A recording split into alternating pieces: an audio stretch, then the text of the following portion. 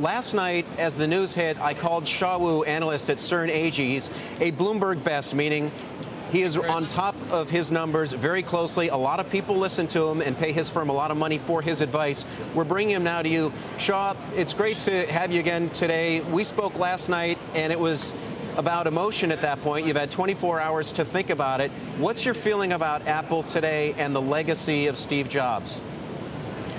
You know, I think the company's in still a very strong position, and you look at what Steve has done. He's basically he set a culture of innovation, a culture of risk taking, a culture of execution, and that's going to still be there. And he's also given Apple a very strong team, very strong bench. You know, starting obviously with Tim Cook, who's been groomed as the #2, and now he's the #1, you know, since 2005. So we think there's still a lot of good ahead for Apple. You know, Suzanne was just talking to us about some of the challenges on the board, and the board has to be tough. I mean, the board was very tough on Steve Jobs, denying him some of the roles he wanted over the years. Do you see anything changing at the board in any way right now?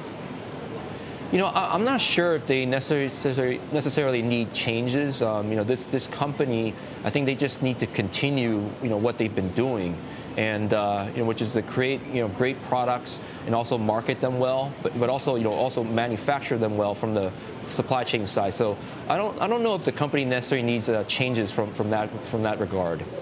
Now, I read your report earlier today. You reiterated a buy on any weakness.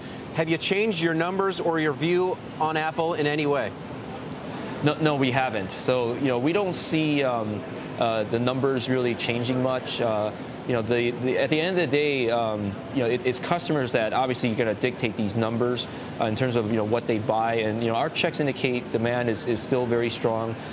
You're seeing, you know, with this outpour of love and admiration for Steve Jobs, you know, that could actually help. You know, you got more people, you know, going to these stores. So we're still very comfortable with our numbers at this point. Is it possible, because of that support, that Apple might actually sell more and you could see an upside to the numbers? You know, that's definitely something that's tougher to predict at this point. But you know the saying. I mean, the more traffic you can generate at these stores, you know, the higher likelihood of a sale. So I would say that you know, Apple, the stores attract a lot of buyers, you know, kind of regardless. So, you know, at the margin, you know, it could help. Now, if you look at the different revenue segments of Apple has, the iPhone is the biggest, 47%. And yet, as you pointed out to me, only 5% market share of phones. Is that the biggest opportunity for Apple right now, growing the iPhone? Yeah, I mean, that's the amazing part. So like you said, the iPhone is roughly about half the company, and yet if you look in the 1.5 billion cell phone market, they only have about 5% share.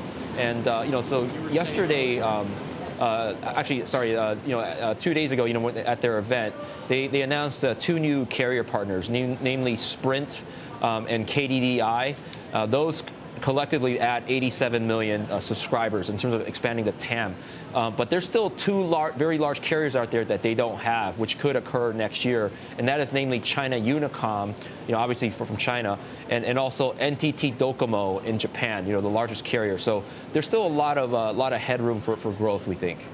All right, a lot of upside. Again, you reiterated buy on any weakness, and the stock closed, as I look at my own screen, down 88 cents. Shawu of Sterne Agee, thanks for talking to us today. Thanks for talking to me last night.